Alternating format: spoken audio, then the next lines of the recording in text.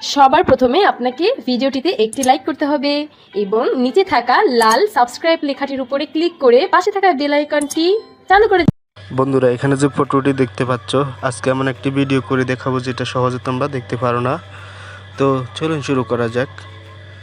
এখানে প্রথমত টুলসে যাবেন, যাওয়ার পর এখানে যে ক্রপ অপশনটি আছে এখানে ক্লিক করে ফটোটিকে একটু ছোট করে নেবেন। নেওয়ার পর এখানে টিক চিহ্ন দিয়ে দিবেন। টিক চিহ্ন দেওয়ার পর এখানে ইফেক্টে যাবেন, যাওয়ার পর এখান থেকে দেখতে পাচ্ছেন HDR1, এখানে ক্লিক করবেন। তারপর এখানে টিক চিহ্ন দিয়ে দিবেন। দেওয়ার পর এখান থেকে তোমাদেরকে স্টিকারে ক্লিক করতে হবে। ক্লিক করার পর এখান থেকে সুন্দর করে একটি পিএনজি নিতে হবে।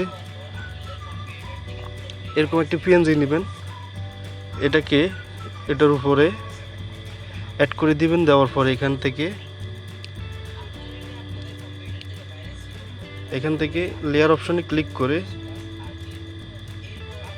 তারপর এখান থেকে রিমুভ ব্যাকগ্রাউন্ড এখানে ক্লিক করবেন। এখন এখানে লেয়ার অপশন আবার ক্লিক করে এটাকে উপরে উঠিয়ে দিবেন। এখানে টিক চিহ্ন দিয়ে দিবেন। দেওয়ার পর এখানে স্টিকারে আবার ক্লিক করবেন। ক্লিক করার পর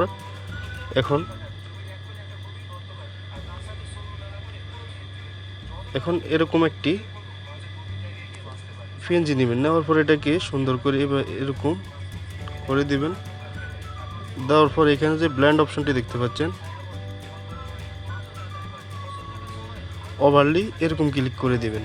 তো এখানে টিক চিহ্ন দিয়ে দিবেন। দেখতে পাচ্ছেন আমাদের ফটোটি এডিটিং হয়ে গেছে।